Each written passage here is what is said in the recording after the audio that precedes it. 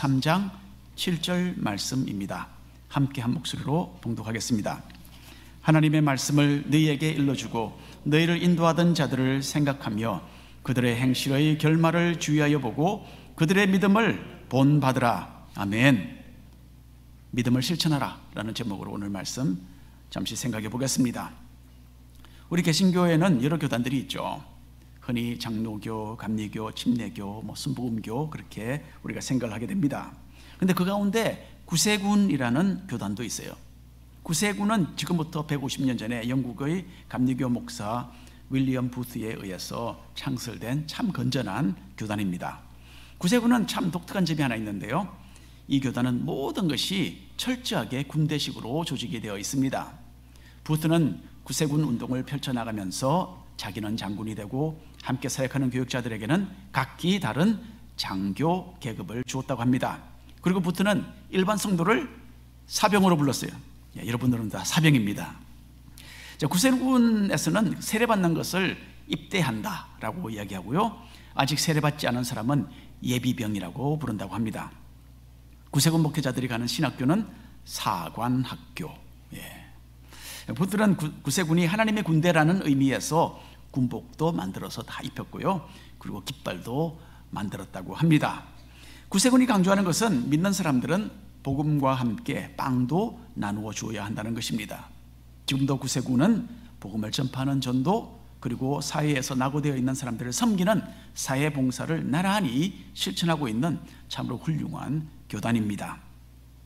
창시자 윌리엄 부스는 믿음과 행함을 마치 사람이 걸어가는 발걸음에 비유했다고 합니다. 사람이 오른발 왼발 번갈아 가면서 걸어가듯이 한 번은 믿음, 그 다음에는 행함, 또 믿음, 행함, 이렇게 전진해 가야 한다라고 했습니다. 사람이 걸어갈 때에 내가 지금 오른발을 내어놓고 있구나, 이제는 왼발이구나, 이렇게 생각하지 않잖아요. 마찬가지로 나중에는 무엇이 믿음이고 무엇이 행함인지 구별이 가지 않는 정도가 되어야 한다, 그렇게 강조를 했습니다. 물론 구세군에 비할 수는 없지만은 우리 교회는 이번에 참 훌륭한 일을 해냈습니다. 마우이 섬에 일어난 산불로 라하이나가 큰 어려움을 겪고 있습니다. 그래서 우리는 8월 말에 마우이 도우기 바자회를 실시했고, 이 행사로 벌어들인 금액을 마우이 구호를 위해서 기독교 단체에 보냈습니다.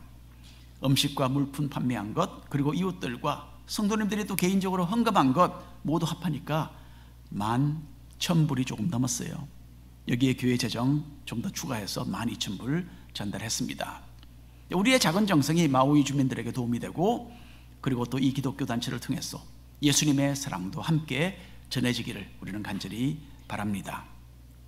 히브리서에서도 믿음과 행함이 둘 다 강조되어 있습니다. 특별히 히브리서 13장은 진실된 믿음이 어떻게 행함으로 나타나야 하는가에 대해서 교훈합니다. 믿음은 머리에만 넣고 있는 것이 아닙니다. 또는 믿음은 가슴으로 느끼는 것만으로도 부족합니다. 또 믿음은 입술의 말로 표현하는 것으로 만족해도 안 됩니다. 믿음은 우리의 손과 발을 통해서 행동으로 실천되어야 하는 것입니다. 1번 함께 읽어볼까요? 성도를 향한 사랑. 히브리서 저자는 지금까지 성도가 예수님을 믿는 믿음에 굳게 붙어 있는 것이 얼마나 중요한지를 강력하게 설명을 했습니다. 어려움과 핍박이 닥쳐와도 믿음의 창시자시요 또한 마지막이 되신 주님을 바라보아야 한다라고 말했죠. 그리고 이전 시대에 살았던 수많은 믿음의 선배들이 했던 것처럼 우리도 영적인 믿음의 경주를 끝까지 달려가야 한다라고 교훈했습니다. 이제 히브리서의 마지막 장에 이르러서 저자는 성도가 어떻게 이 믿음을 실천해야 하는지에 대한 구체적인 설명을 제시합니다. 믿음과 행함은 나란히 함께 나아가야 하기 때문이죠. 하늘의 상급을 받는 진실된 행함은, 또 진실된 믿음은 분명히 생활 속에서 순종과 섬김으로 나타나게 되어 있습니다. 히브리서 13장 1절 말씀 짤막한데 함께 읽겠습니다. 형제 사랑하기를 계속하고. 고대로부터 사람들은 자신의 식구를 사랑하고 돌보는 것은 꼭 필요한 일일 뿐만 아니라 마땅하고 아름다운 것이다 라고 그렇게 생각을 했습니다. 우리 믿는 사람들은 혈연적인 가족의 테두리를 뛰어넘어서 주님의 피로 한 형제 자매 된 믿음의 식구들이 있는 겁니다. 이런 성도들 간의 사랑에 대하여 신약 성경은 셀 수도 없이 많은 그런 부분에서 교훈을 합니다. 성경 원어로 형제 사랑이라는 이 단어는 필라델피아라는 말입니다. 사랑이라는 뜻의 필레오 그리고 형제라는 아델포스라는 단어를 합한 표현이 바로 필라델피아입니다. 미국 동부 펜실바니아 주에 이 이름으로 불려지는 도시가 하나 있습니다. 그런데 필라델피아 이 도시는 미국의 대도시 중에서 위험한 도시 중 하나로 손꼽힙니다. 이 도시에는 매년 살인, 강간, 또 강도 등의 강력 범죄가 많이 일어나고 있어요. 그래서 이름에 걸맞지 않은 도시임에 분명합니다. 세계의 위인들 중에는요, 뜻밖에도 자신과 가까운 가족에게 오히려 관심과 사랑을 가지는 것에 실패한 사람들이 있습니다. 역사상 가장 위대한 문학가로 인정받고 있는 러시아의 톨스토이는 병들고 가난한 사람들을 위해서 많은 일을 했습니다. 톨스토이가 이런 불쌍한 사람들을 방문하면서 군중들의 많은 관심과 인기를 끌고 있을 그때에 자신의 아내는 집에서 4달 난 병든 어린 아들을 간호하고 있었습니다. 톨스토이의 아내 소피아는 남편에게 한 장의 편지를 보냈어요. 소피아도 대단한 문학가입니다. 제가 읽어드릴게요. 아기는 아직도 아프고 나도 몸이 성하지 않습니다. 당신이 우리 아이들에 대하여 사랑이 없는 것은 나도 압니다. 하지만 우리 같은 보통 인간들은 자신의 사랑 결핍증을 전 세계의 모든 인류를 위한 사랑 따위를 외치는 것으로 정당화하려 하지는 않습니다. 이렇게 아주 날카로운 편지를 써서 보냈다고 합니다. 그냥 대외적으로 너그럽고 관대한 사랑을 베풀었지만은 가까운 가족은 소홀히 하는 그런 허점이 우리 모두에게 있는 거예요. 그리고 우리 곁에 있는 믿음의 형제와 자매들에게 관심을 가지고 그들을 섬기는 것, 이게 바로 주님께서 기뻐하시는 일이라는 것을 우리는 알아야 합니다. 요한복음 3장 16절은 우리를 향한 하나님의 사랑에 대한 유명한 구절이죠. 요한복음 3장 16절. 근데 요한 1서 3장 16절은 우리가 믿음의 형제 자매들을 향하여 가져야 할 사랑에 대해서 가르치고 있습니다. 함께 읽어보겠습니다. 그가 우리를 위하여 목숨을 버리셨으니 우리가 이로써 사랑을 알고 우리도 형제들을 위하여 목숨을 버리는 것이 마땅하니라. 자, 이런 사랑은 어떤 감정에 끝나는 그런 사랑이 아니죠. 믿음의 식구들을 위해서 헌신하고 그들의 최선을 위해서라면 나의 시간과 물질과 편리까지도 기꺼이 내려놓을 수 있는 그런 사랑을 의미하는 것입니다. 종교개혁자 칼빈은 형제로 불릴 수 있어야만 기독교인으로 불릴 수 있다라고 말했습니다. 사람들로부터 믿는 사람이라는 좋은 평가를 받기 원한다면 먼저 형제 사랑을 실천하라는 뜻이죠. 하나님께서 함께 신앙생활을 하라고 우리에게 허락해 주신 교회 목장 식구들을 위해서 관심을 가지고 섬기고 위로하며 기도해 주는 그런 사랑 실천해 나가시기를 바랍니다.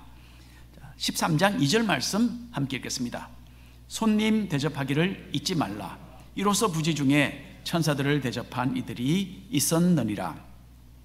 초대교회 당시에는 손님을 접대하는 것에 좀 특별한 그런 의미가 거기에 포함되어 있었습니다.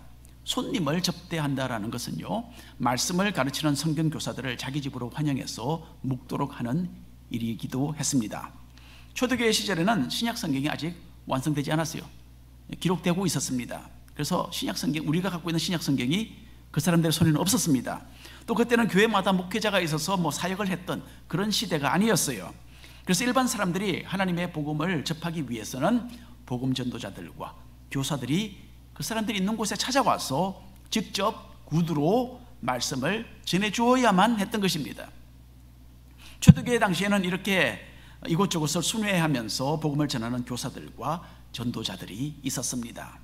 교사들이 어느 도시에 도착해서 가정교회들을 다니면서 자기가 준비한 말씀을 전하기 위해서는 곳곳에 몇 주씩 묵어야 할 곳이 있어야 했던 것입니다. 그때는 지금처럼 호텔 시설이 잘 되어 있지 않았던 그런 시대였어요. 에어비앤비도 없었습니다. 그렇기 때문에 교인 중에서 자기의 집을 열고 이런 교사들을 맞이할 사람들이 필요했던 겁니다. 여러분, 이렇게 교사들을 또 전도자들을 접대하고 사역할 수 있도록 도와주는 것은 그 당시에는 교회 사역에 없어서는 안 될 참으로 중요한 역할이었어요. 비록 신경이 좀 쓰이고 물질적으로도 베풀어야 했지만은 하나님의 말씀을 갈망하고 또한 교회 사역에 헌신된 마음을 품은 사람들은 이 일을 기쁘게 감당했던 것입니다. 히브리서 저자는 이렇게 가정을 열고 손님을 접대하다가 알지 못하는 가운데서 천사들을 대접했던 사람들이 있었다라고 말하고 있죠. 구약 성경을 보면 낯선 손님을 맞이하고 대접을 했는데 나중에 보니까 그 손님이 천사였던 그런 경우가 여러 번 있었습니다. 아브라함은 나그네 세 사람을 맞이해 드려서 식사를 마련해 주었습니다. 근데 이 사람들이 천사들이었어요.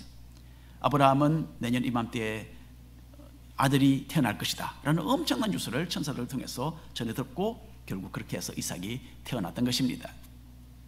롯은 소돔 성문에서 나그네 두 사람을 만나서 위험하니까 자기 집으로 모셔들여서 거기서 음식을 제공했어요.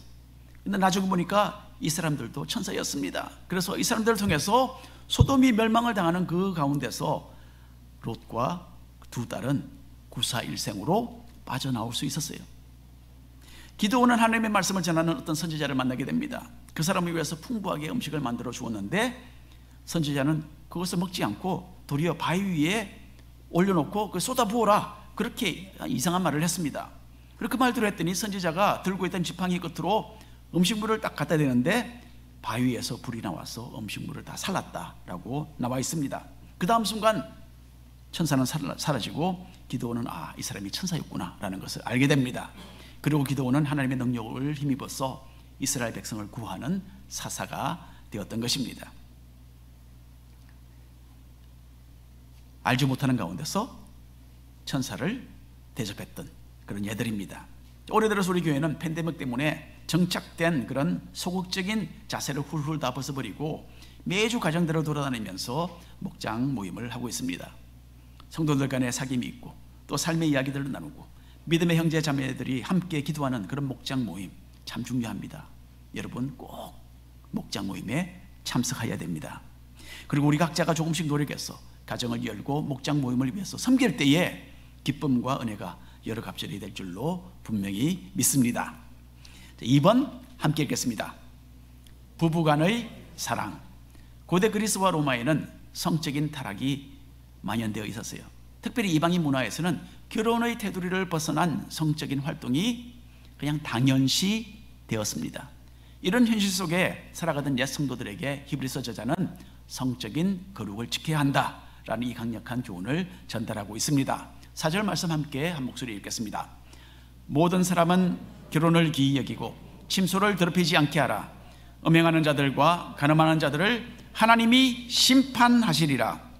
결혼은 처음에 하나님께서 인간을 위해 세워주신 제도입니다. 하나님께서는 남자와 여자를 창조하시고 짝을 맺어주셨어요.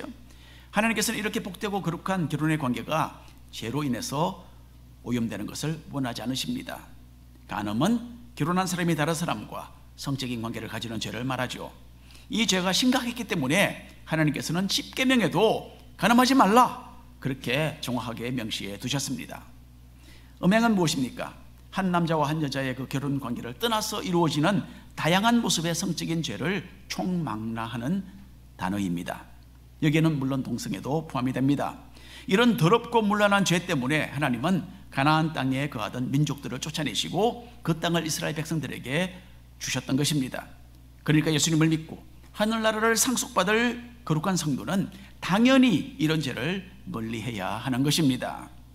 간음과 음행의 죄를 하나님께서 엄하게 심판하신다는 것, 이것은 성경 다른 여러 곳에서도 또한 기록이 되어 있습니다. 고린도전서 6장 9절 말씀 10절 말씀 함께 읽겠습니다. 불의한 자가 하나님의 나라를 유업으로 받지 못할 줄을 알지 못하느냐. 미혹을 받지 말라. 음행하는 자나 우상 숭배하는 자나 간음하는 자나 탐색하는 자나 남색하는 자나 도적이나 탐욕을 부리는 자나 술 취하는 자나 모욕하는 자나 속여 빼앗는 자들은 하나님의 나라를 유업으로 받지 못하리라. 바울은 여기서 미혹받지 말라라고 말을 하죠. 교회에 들어와 있다고 천국행 티켓 받았다고 생각하면 여러분 큰 오해입니다. 죄의 욕심을 마음에 그대로 품고서 다스리지 않는다면 구원을 놓치는 심각한 결과를 얻게 될지도 모르는 겁니다. 간음과 음행은 하나님 나라에서 제외되는 대표적인 죄입니다. 히브리서 저자의 말처럼 사도 바울도 이런 심각한 죄에서 회개하지 않고 그 가운데 계속 살아가는 사람은 하나님 나라에 들어갈 수 없다라고 엄중한 경고를 여기에 내리고 있습니다. 그래서 만일 주님의 은혜로 거듭났다면 자신의 변화된 모습을 통하여서 스스로가 구원받은 백성임을 정명에 나아가야 하는 것입니다. 물론 하루아침에 사람이 완전히 변할 수는 없겠죠. 하지만 마음속에 있는 어두움을 멀리하고 점차적으로 하나님의 빛 가운데 걸어가는 변화하는 삶이 나타나야만 하는 것입니다. 부부간의 거룩한 사랑을 간직하고 모든 모습의 성적인 죄를 멀리하는 하늘나라의 백성으로 살아가시기를 바랍니다. 3번 함께 읽겠습니다. 재물에 대한 잘못된 사랑. 초대교회 시대에 히브리서 서신을 받아서 읽었던 유대인 기독교인들은 심각한 박해로 인해서 신앙이 흔들리고 있었습니다. 그런데 그들이 당면하고 있었던 또 하나의 신앙적인 도전은 재물에 대한 마음 자세와 연결이 되어 있었어요. 옛날이나 지금이나 이 세상이 주는 기쁨과 물질적인 부유함을 추구하는 것, 이것은 믿음 생활에 크나큰 걸림돌이 되는 것이 사실입니다. 히브리서 13장 5절 함께 읽겠습니다. 돈을 사랑하지 말고 있는 바를 족한 줄로 알라. 그가 친히 말씀하시기를 내가 결코 너희를 버리지 아니하고 너희를 떠나지 아니하리라 하셨느니라. 물질과 세상의 향락이 큰 시험거리가 되는 것에는 이유가 있습니다. 여러분, 우리의 믿음은 보이지 않는 것에 대한 거예요. 믿음은 보이지 않는 것의 증거라 그랬어요. 우리의 믿음은 보이지 않는 것에 관한 겁니다. 그런데 이 세상의 기쁨은 무엇입니까? 우리의 손으로 보고 우리의 눈으로 보고 손으로 만지면서 당장의 그 즐거움을 느낄 수 있도록 하는 것이기 때문에 그렇습니다. 그 세상의 것이 좋아 보이기 때문에 그것을 추구하고 더 많이 소유하고 싶은 그런 욕망이 우리 속에 일어나는 겁니다.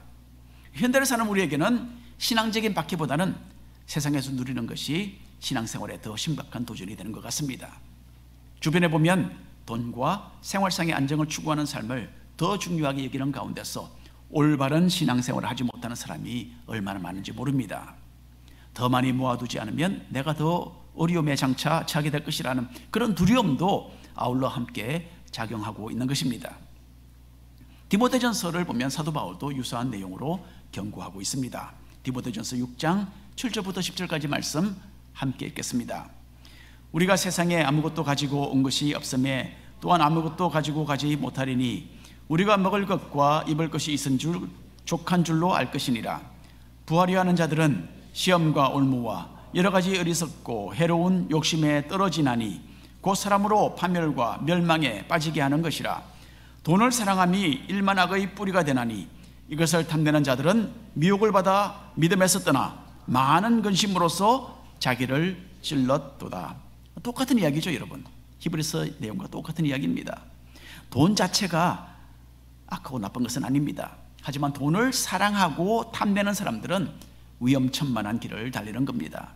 그 길에는 여러 가지 올무와 덫이 놓여 있어서 결국 믿음을 파산하게 만드는 것, 이것이 바로 돈의 유혹입니다.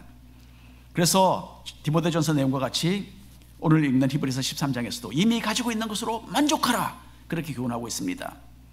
그렇다고 요즘 주변에 넘쳐나는 히피족들처럼 그냥 만족하고 무책임한 그런 생활을 하라는 뜻은 물론 아니죠. 성실하고 책임감 있게 삶을 설계하며 살아가되 궁극적으로는 장래를 위한 염려와 안정과 생명까지 모든 것을 주님의 손에 맡기는 겁니다. 주님만이 진정한 안정과 평안의 권원이시기 때문입니다. 그래서 결코 우리를 버리지 않으시고 우리를 떠나지 않으시는 그 주님을 신뢰하면서 돈의 올무에서 자유하는 성도님들이 다 되시기를 축원합니다. 4번입니다. 함께 읽겠습니다. 믿음으로 굳게 서라. 히브리서 저자는 이미 고대의 믿음의 영웅들에 대해서 교훈을 했죠. 이 사람들은 이전에 믿음의 길을 걸어갔고 각자의 믿음의 경주에서 승리한 사람들이었어요. 하지만 오래전 시대에만 어떤 믿음의 모델을 찾을 수 있는 것은 아니죠. 최근에도 훌륭한 믿음의 선배들이 있고 이들의 신앙을 생각하며 본받아야 한다, 그렇게 저자가 여기서 가르치고 있습니다. 7절 말씀입니다. 함께 읽겠습니다. 하나님의 말씀을 너희에게 일러주고 너희를 인도하던 자들을 생각하며 그들의 행실의 결말을 주의하여 보고 그들의 믿음을 본받으라. 이 사람들은 초대교회 시대에 유대인 기독교인들에게 말씀을 들려주고 주님의 복음을 전했던 지도자들입니다. 오늘 성경 말씀에 그대로 나와 있죠. 그래서 구약 성경에 나오는 믿음의 영웅들은 고대에 있었던 어떤 이야기 속의 인물들이었지만은 이 사람들은 당시대의 신앙의 선배들이었어요. 누구를 의미하는지는 정확하게는 알 수 없지만은 분명히 사도 바울과 같은 그런 초대교회의 지도자들을 가리키는 것으로 보입니다.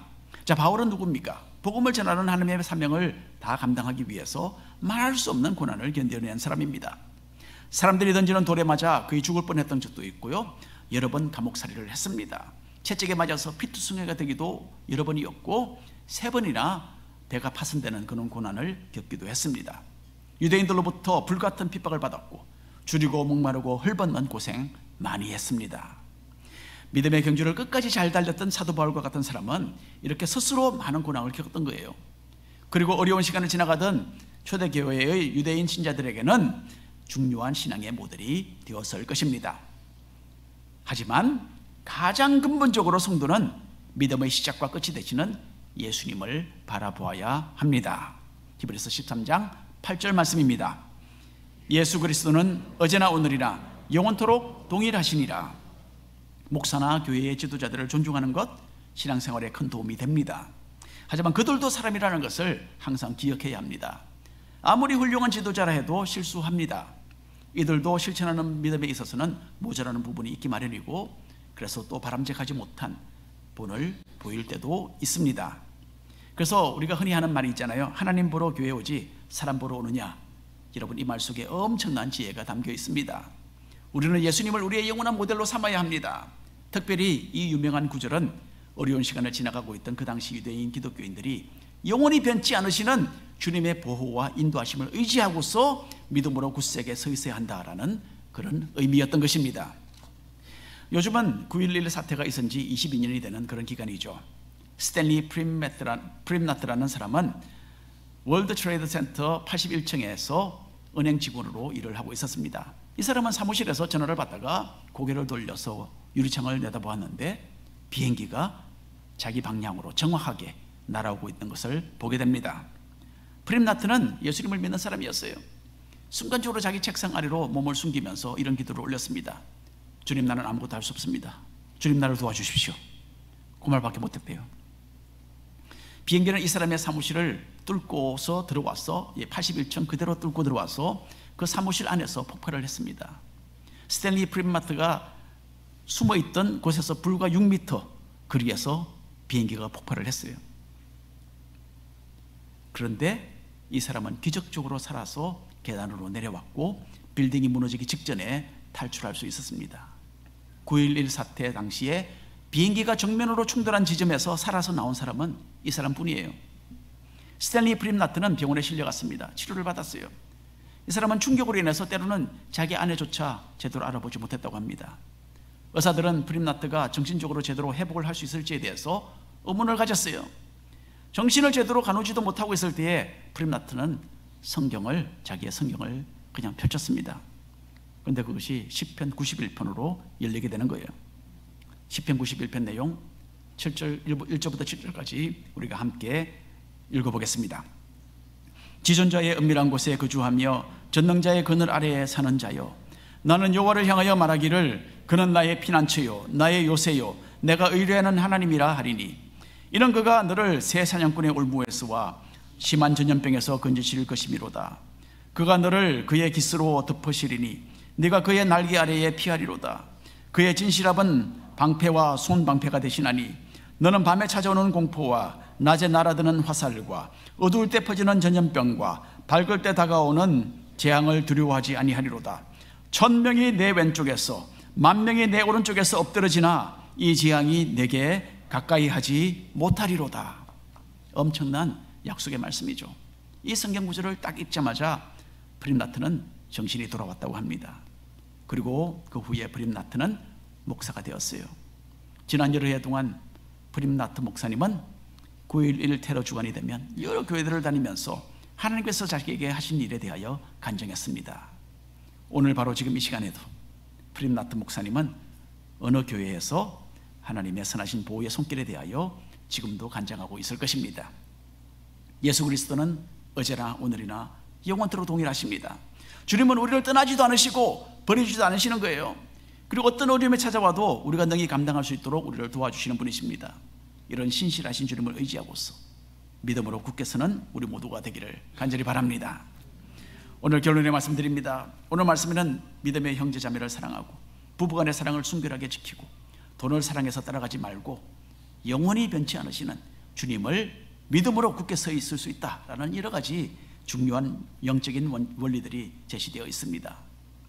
이 세상의 염려, 이 세상의 달콤한 유혹 다 떨쳐버리시고 사랑과 인내로 섬기는 실천하는 믿음의 소유자들이 다 되기를 예수 그리스도의 이름으로 축원합니다. 아멘. 기도하겠습니다.